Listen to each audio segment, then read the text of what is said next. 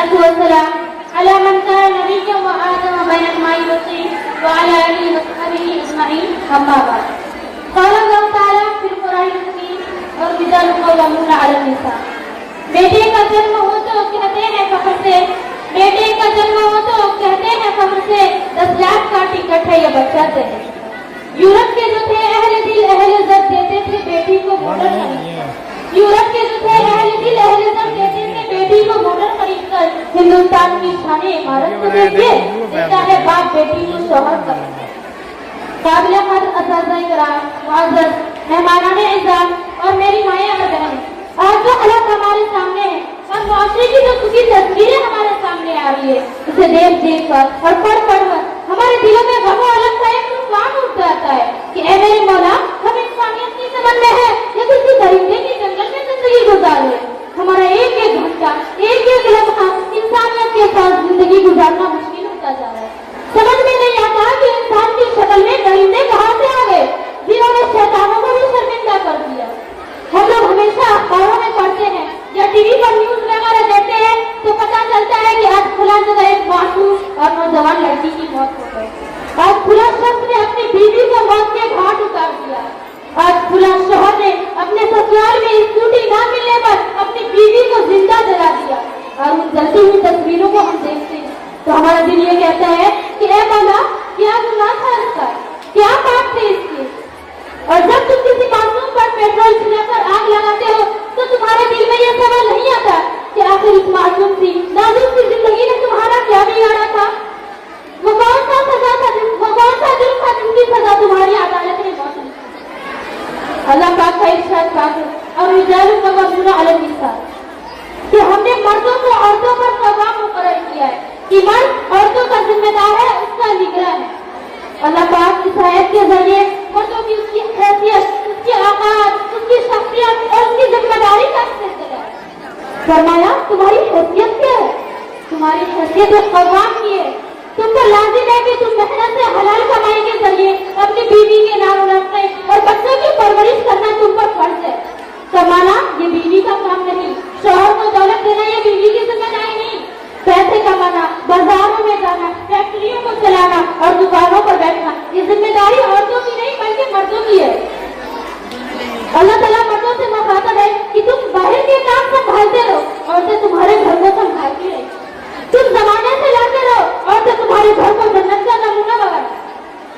اور رجال قوامون علی النساء، لیکن آج اس کے معنی بدل دیے گئے ہیں، اس کے جغرافیے بدل دیے گئے ہیں. میرے بھائیوں، جو لڑکا شادی کرتا ہے وہ جس گھر سے اپنی بیوی کو لا رہا ہے اس کو چاہیے کہ اس کے والدین کو غمگین نہ کرے، اسے کچھ سہارے دے کر آئے.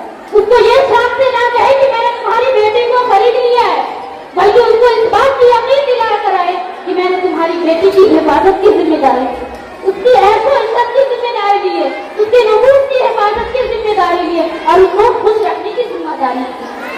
جناب رسول اللہ صلی اللہ علیہ وسلم نے ارشاد فرمایا مہر کا ادا کرنا تم پر واجب ہے، بغیر مہر کے نکاح نہیں ہو سکتا. تم اپنی بیویوں کے مہر ان کے حوالے کر دو. مگر افسوس افسوس آج کے ڈاکو اور فقیر تو ایسے ہیں جو دہیج کے نام پہ بھیک مانگتے ہیں اور اپنی بیویوں کے بات سے کہتے ہیں کہ ہم تمہاری بیٹی کے، ہم تمہارے گھر کے کتے ہیں اور ہم تمہیں اس وقت ملیں گے جب تم ہمیں خرید دو. یعنی فقیروں کی الگ الگ لسٹ بنی، یہ 10 لاکھ کے فقیر ہے، یہ 20 لاکھ کے فقیر ہے، یہ VIP فقیر ہے اور یہ انٹرنیشنل فقیر ہے اور یہ ماڈرن فقیر ہے جو دہیج کے نام پہ بھیک مانگتے ہیں. جنہوں نے بھیک مانگنے کے لیے الگ سے رکھا ہے کہ ہم تمہیں اتنی بھیک دیں گے، ہمیں اس کا کمیشن چاہیے. لیکن سن لو اے کمیشن کھانے والے، لعنت ہو ایسی زندگی پر. تم کسی پر ظلم ستم کے پہاڑ توڑتے ہو، اس کو ستاتے ہو. اس سے بہتر ہے کہ تم کسی مسجد کے دروازے میں بیٹھ جاؤ، تمہیں صبح شام بھیک مل جائے. اور خدا کے واسطے کسی کی زندگی کو برباد مت کرو. تمہیں نوجوان ہو، تمہارے والدین نے تمہیں اولاد سمجھا. اگر تمہاری ماں کو یہ پتا ہوتا کہ میرے پیٹ میں انسان نے نہیں بلکہ حیوان نے جنم لیا ہے تو خدا کی قسم وہ تمہیں پھینک دیتی اور تمہارے والدین تمہیں اولاد نہیں سمجھتے. وہ تمہیں انسان کی اولاد سمجھ کر تمہیں اپنا داماد بناتا ہے اور اپنی بیٹی کا ہاتھ تمہارے ہاتھ میں ڈالتا ہے، مگر تم اس پر اس باتوں پر ظلم ستم کے پہاڑ توڑتے ہو اور اس سے کہتے ہو کہ اپنے باپ کے گھر کو لوٹ کر اور اس بوڑھے کی کمائی سے میرے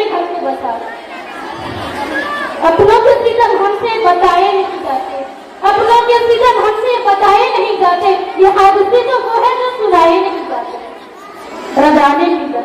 हर इंसान को अपनी बातों को सोचना चाहिए। आज हमारे रस्म रवाज, दावत के तरीके, शहाना जोड़े जब तक नहीं होंगे शादियां नहीं होंगी। मालदारों के चौचले हैं, जब वो अपनी बेटी की शादी करते हैं तो आराम से कमाई हुई दौलत को अपनी बेटी की शादी में खर्च करते हैं, शानदार सजावटें करते हैं, खूब बड़ी बड़ी पार्टियां रखते हैं, अमीरों और दौलतमंदों को शादी में इनवाइट करते हैं और उससे गरीब और इंसानियत का मजाक उड़ाते हैं और गैरों को कहते हैं कि निकाह आसान नहीं है। अरे कैसे आसान होगा जो अपने मुश्किल बनाती है। आज मुसलमानों की लड़कियां गैरों के साथ भाग रही है, क्यों नहीं भागी? शर्म करो, तुम्हारे जुल्म ने तो हमारी औरतों को घर से निकलने पर मजबूर कर दिया।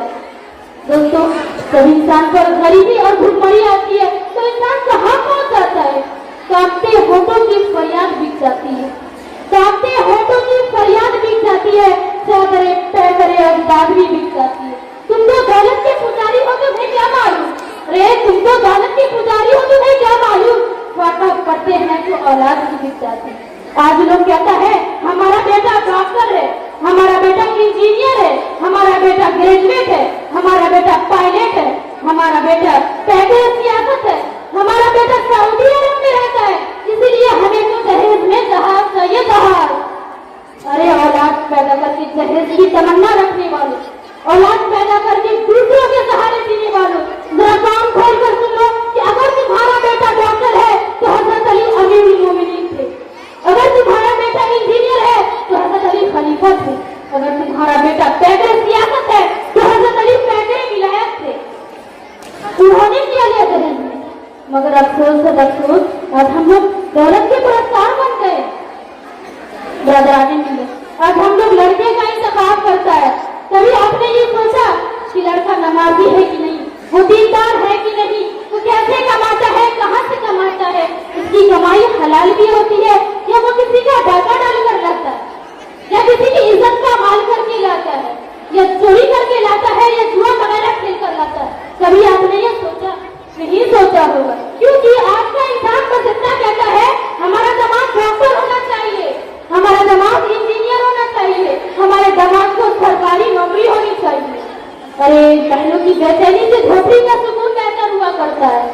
फरमाया टीपू सुल्तान शहीद ने कि शेर की एक दिन की जिंदगी ईदर की 100 साल की जिंदगी से बेहतर है। तुम्हारी बेटियां महलों के अंदर सिसक सिसक कर दम तोड़े, इससे बेहतर है कि वो किसी झोपड़ी में आराम की नींद से। मगर अफसोस अफसोस, आज हम लोग दौलत के पुरस्कार बन गए। हमारे नौजवान भाई शर्तें और बाजी लगाता है कि देखते हैं कौन कितनी गाड़ियां लेकर आता है, कौन कितनी दौलत लेकर आता है, अपनी शादी में कौन कितने दहेज का मुतालबा करते। ये भी देख लेना कि जनाजे के में लोग पाती है या नहीं। अरे गरीब इंसान से पूछो कि गरीबी से सिसकने का मजा क्या होता है, किसी भूखे से पूछो कि सूखी रोटी की कीमत क्या होती है, किसी प्यासे से पूछो कि धोबी घाट की कीमत क्या होती है, और किसी गरीब माँ से पूछो कि उसके घर में उसके दिल पर जो चट्टान है उसकी हकीकत क्या होती है। आज हमारे नौजवान भाई शादी करना चाहे तो 30 साल तो इसी उम्मीद में गुजर जाती है कि जिस घर में डाका डाले और जिस घर में खूब से खूब दहेज का मुतालबा करे। मेरे भाइयों, हमें होश कब आएगा? हम कब समझेंगे? आज हम लोग अपनी नजरों से सुन्नत का मजाक उड़ाते हुए देखते हैं। सुन्नत का मजाक उड़ाने वालों को अपने शहर और गलियों से निकाल दो और कह दो कि जो मोहम्मद सल्लल्लाहु अलैहि वसल्लम के सुन्नत का दुश्मन है वो हमारा भी दुश्मन है।